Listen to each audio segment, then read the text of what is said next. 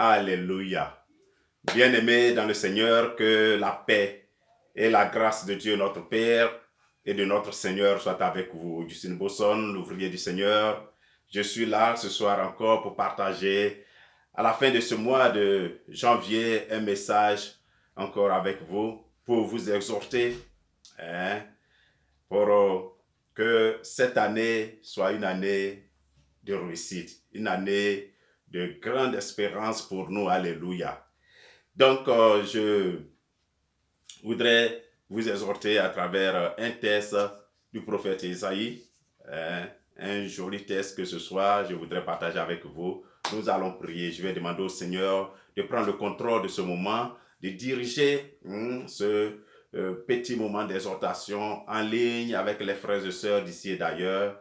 Que le Seigneur vous bénisse. Adonai Elohim, Dieu d'Abraham, Dieu d'Isaac, Dieu de Jacob, Dieu miséricordieux, Dieu d'amour, de paix, Dieu de gloire, de puissance et d'autorité, Dieu trois fois saint, créateur du ciel et de la terre, au nom de Jésus-Christ de Nazareth, notre Seigneur, je viens devant ta face de gloire, en ligne avec les frères et sœurs pour partager ce moment d'exhortation, ce moment vraiment de réflexion, que l'Esprit de Dieu prenne le contrôle de cette ligne, de ce moment, de ce canal, qui est WhatsApp, ou YouTube, ou Facebook, pour que les frères et sœurs d'ici et d'ailleurs soient puissamment bénis par ce message.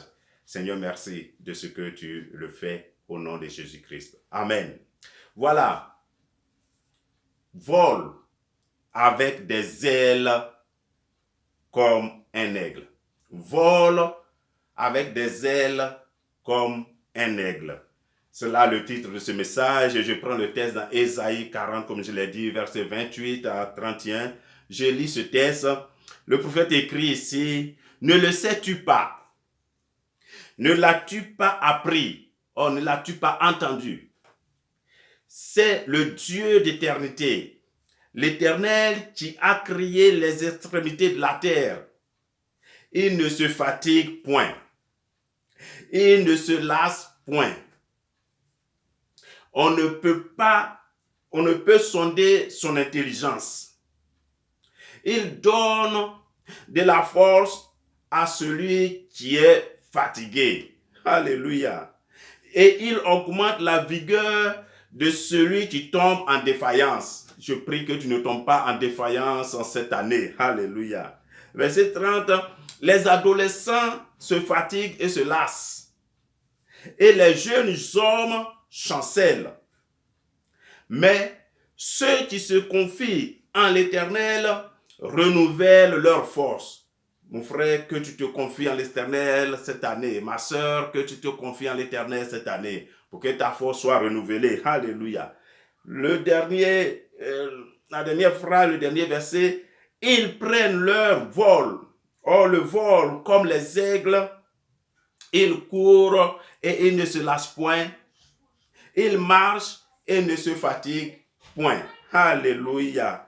Bien-aimés, en ce début d'année, en cette fin de mois de janvier, premier mois de l'année, tout le souhait que j'ai pour vous en cette année est que vous ayez faim. Alléluia. Que vous ayez faim et soif de Jésus, de soif de Dieu. Alléluia. La faim spirituelle est le désir de voir Dieu à l'œuvre dans nos vies. Il faut qu'on ait faim et soif de voir Dieu à l'œuvre dans nos vies. C'est très important parce que cela est nécessaire pour expérimenter des signes, des prodiges dans nos vies. Quand on a faim et soif de voir Dieu à l'œuvre, agir dans nos vies, cela est nécessaire. Ce sont des choses, la soif et la faim sont nécessaires pour expérimenter des signes et des prodiges. Alléluia. Alléluia. Ce dont nous avons faim, ce dont nous avons soif, nous comblera. Matthieu écrit dans Matthieu 5, verset 6, ce verset, vous le connaissez très bien. Heureux ceux qui ont faim, soif de justice. Ceux qui ont faim de justice seront rassasiés. C'est quand on a faim qu'on est rassasié. Quand on n'a pas faim, on ne peut pas être rassasié. Tu es déjà rassasié, alléluia. On dit, c'est ton attente qui va devenir réalité. Hein? In English, your expectation will become manifestation. Hallelujah. So, bien-aimé, as-tu faim? As-tu faim, as-tu soif de voir Dieu se manifester dans ta vie en cette année? Dieu, je veux plus de toi dans ma vie. Je veux plus de toi en cette année dans ma vie. Si c'est cela ton cri de cœur, si c'est cela une réalité pour toi, alors écoute ce message. Dieu, je veux plus de toi. Je veux te voir manifester ta grandeur dans ma vie. Si c'est cela ton souhait, alors ce message est pour toi. Notre texte d'aujourd'hui dans Ésaïe 40, verset 28 à 31, ce texte-là commence par deux interrogations importantes. Alléluia. Ne le sais-tu pas? Ne le sais-tu pas? Deuxième interrogation, ne l'as-tu pas appris? Or, ne l'as-tu pas entendu? Bien-aimé, il arrive souvent que les enfants de Dieu que nous sommes, les croyants, agissent comme s'ils ne le savent pas ou bien qu'ils ne l'ont pas su. Alléluia. Souvent, c'est comme ça. Ils se comportent devant les difficultés, devant les défis, les problèmes de la vie, comme s'ils n'ont jamais appris ou entendu. Alléluia. En face des difficultés, en face des problèmes, on donne l'impression que Dieu nous a oubliés. On a l'impression que Dieu nous a oubliés ou bien qu'il ne nous écoute pas. Alléluia. On dit souvent le silence de Dieu n'est pas un oubli. Alléluia. Bien-aimé, c'est ce que si dans ce texte, les enfants d'Israël pensaient que Dieu les a oubliés ou Dieu ne les écoute pas. Le prophète interroge. Ne le sais-tu pas? Ne l'as-tu pas appris? Alléluia. Dans ce verset, le premier verset 28, il dit le Dieu d'éternité, c'est-à-dire le Dieu qui n'a ni commencement ni fin. Alléluia. Celui qui était, celui qui est et celui qui vient. Ce verset, bien aimé, ce verset nous dit que ce Dieu-là ne se fatigue point. Ce Dieu-là ne se lasse point. L'Éternel qui s'est révélé à Moïse dans un feu flamboyant au milieu des buissons ardents, des buissons d'épines, ce Dieu-là, cet Éternel-là, qui a divisé la mer Rouge pour que les enfants d'Israël puissent passer à pied sec, traverser à pied sec, ce Dieu-là, aujourd'hui encore, est vivant. Ce Dieu-là, il est encore aujourd'hui vivant. Alléluia. C'est en lui que nous croyons. Et c'est lui qui nous a appelés à le servir. Et c'est lui qui nous exhorte au travers de sa parole. Alléluia. Bien-aimé, la parole, le même homme, ça c'est le prophète Isaïe, toujours tu le dis, 59, chapitre 59 là-bas, sa main n'est pas assez courte pour sauver. Ses oreilles ne sont pas assez dures pour nous entendre. 59.2. Alléluia. C'est-à-dire qu'il est toujours fidèle pour agir en notre faveur. Sa main n'est pas assez courte pour sauver et son oreille n'est pas trop dure, difficile pour entendre. En cette année 2023, bien-aimé, as-tu faim? As-tu faim de lui? La faim et la soif, comme je le disais, sont des ingrédients important dans la création des signes et des prodiges. Nous voulons avoir des signes dans nos vies, nous voulons avoir des prodiges dans nos vies. Cherchons à avoir faim et soif de Dieu. Alléluia. Cherchons à avoir faim et soif de Dieu. C'est lorsqu'on attend, c'est notre attente qui se réalise. Your expectation will be manifestation. Alléluia. So, bien-aimés, dans le verset 29, on continue ce texte et dit, le verset 29 dit, il donne de la force à celui qui est fatigué et il augmente la vigueur de celui qui tombe en défaillance. Mon souhait est que, bien-aimé, tu ne tombes pas en défaillance en cette année. Alléluia. Es-tu fatigué? Es-tu découragé? Peut-être fatigué d'attendre une promesse qui ne se réalise pas. Fatigué d'attendre une bénédiction qui ne vient pas.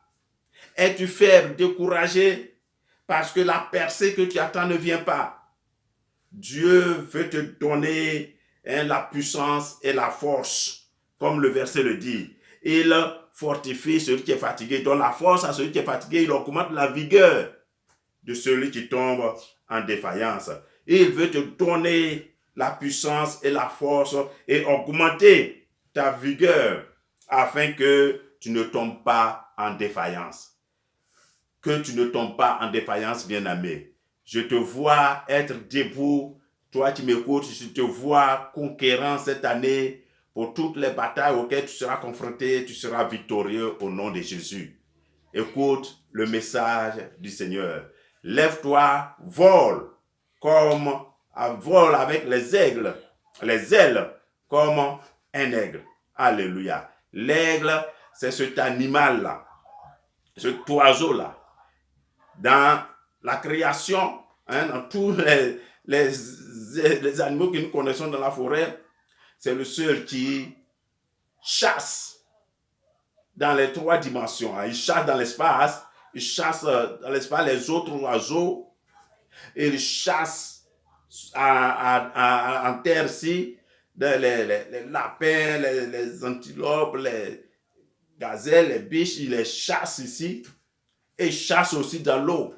Alléluia. L'aigle va dans l'eau pour chasser son poisson, sa proie. Alléluia. Il chasse dans les 3 dimensions.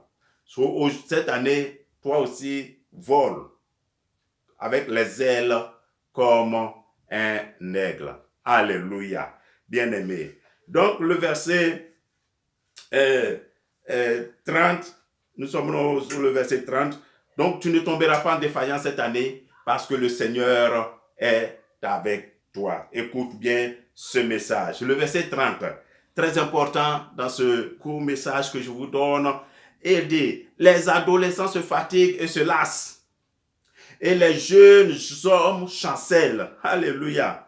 Bien-aimés, chers frères et sœurs, ne soyez plus des adolescents ou des jeunes gens ou des jeunes femmes. Alléluia. Mais des hommes adultes, des hommes mûrs, des femmes adultes et mûres. Il dit ici que les adolescents, je lis, les adolescents se fatiguent et se lassent. Oh, nous sommes engagés dans cette bataille. On ne doit pas être fatigué, on ne doit pas se lasser. Alléluia. Il dit les jeunes gens chancellent et tombent. Donc, pour ne pas chanceler, pour ne pas tomber, pour ne pas se fatiguer, nous devons être des chrétiens, des croyants, nés de nouveau, mûrs, adultes, pas adolescents. Alléluia. Pas adolescents. Et les petits garçons sont rapidement fatigués. Les adolescents sont rapidement fatigués, ils chancellent et ils tombent. Soyez donc des hommes matures, des hommes adultes, des chrétiens matures. Des chrétiens matures qui connaissent la parole de Dieu. Les chrétiens matures qui acceptent. Tu as accepté la parole, tu as accepté Jésus. Les chrétiens matures qui obéissent. Alléluia. Et qui mettent en pratique cette parole qu'ils ont acceptée. Alléluia. C'est ça, le chrétien mature. Souvent, nous entendons beaucoup de critiques dans le corps de Christ, surtout les pasteurs sont beaucoup la cible, il y a beaucoup de faux pasteurs, il y a beaucoup de ceci. À longueur de journée, on ne fait que critiquer les pasteurs. Oui, je sais qu'il y a beaucoup de problèmes dans le corps de Christ, mais dans le corps des pasteurs, mais c'est une réalité générale. Même quand on prend un État, les pays que vous voyez, il y a des présidents qui sont mauvais, qui sont bons. Il y a des bons, il y a des mauvais. Il y a des gouvernements, dans des gouvernements, il y a des ministres qui sont bons, il y en a qui sont mauvais. On prend des députés, il y en a des bons, il y en a des mauvais. On prend des policiers, il y en a des bons, il y en a des mauvais. On prend des gendarmes, il y en a des bons, des mauvais. Des élèves, il y en a des bons, des mauvais partout. Donc, de la même façon que dans l'église, on critique toujours les pasteurs, ils sont mauvais. Et les fidèles aussi, les chrétiens sont aussi mauvais. Il y a des mauvais qui ne connaissent pas leur parole, qui n'acceptent pas la parole, qui n'obéissent pas, qui ne la mettent pas en pratique. Donc, le mauvais se trouve partout. Alléluia. Il y a de bons, il y a de mauvais. Alléluia. Donc, bien aimés, cette année, soyons des chrétiens adultes, des chrétiens qui connaissent leur parole, la parole de Dieu, des chrétiens qui obéissent à la parole de Dieu, des chrétiens qui mettent en pratique la parole de Dieu. C'est de ça qu'il est question. Alléluia. Bien-aimés, c'est cela. On dit, généralement, les gens, on voit des chrétiens qui parcourent aussi partout les églises à la recherche de miracles, or qui ne sont pas fondés dans la parole. Et quand dans leur parcours, dans leur envol de toutes les églises de leur cité, de leur ville, de leur pays, quand ils ne trouvent pas de résultats, ils disent que les pasteurs sont mauvais. Alléluia, les pasteurs sont mauvais. Soyons des adultes, pas des adolescents. Les adolescents chancellent et tombent. L'adulte ne chancelle pas facilement, ne tombe pas facilement. Bien aimé, le dernier verset très capital dans ce message que je vous donne. Alléluia. Il dit, mais ceux qui se confient en l'Éternel renouvellent leur force. Ils prennent le vol comme les aigles, ils courent et ne se lassent point, ils marchent et ne se fatiguent point. Ceux qui se confient en l'Éternel. Tu te confies en l'Éternel, bien-aimé? Confie-toi en l'Éternel, bien-aimé. Alléluia. Mais ceux qui se confient en l'Éternel, ce n'est pas ceux qui se confient en l'homme. Ce n'est pas ceux qui se confient en un homme, mais ceux qui se confient en l'Éternel. C'est ceux-là qui ne chancellent point. C'est ceux-là qui renouvellent leur force. C'est ceux-là qui prennent leur vol comme l'aigle. C'est ceux-là qui courent et ne se lassent point. C'est ceux-là qui marchent et ne se fatiguent pas. C'est ce que, bien-aimé, je souhaite pour toi en cette année. Que Dieu renouvelle tes forces. Que Dieu fasse en sorte que tu ne te lasses point. Que tu ne te fatigues point.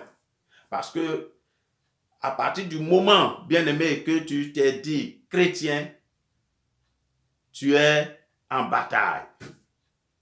Alléluia.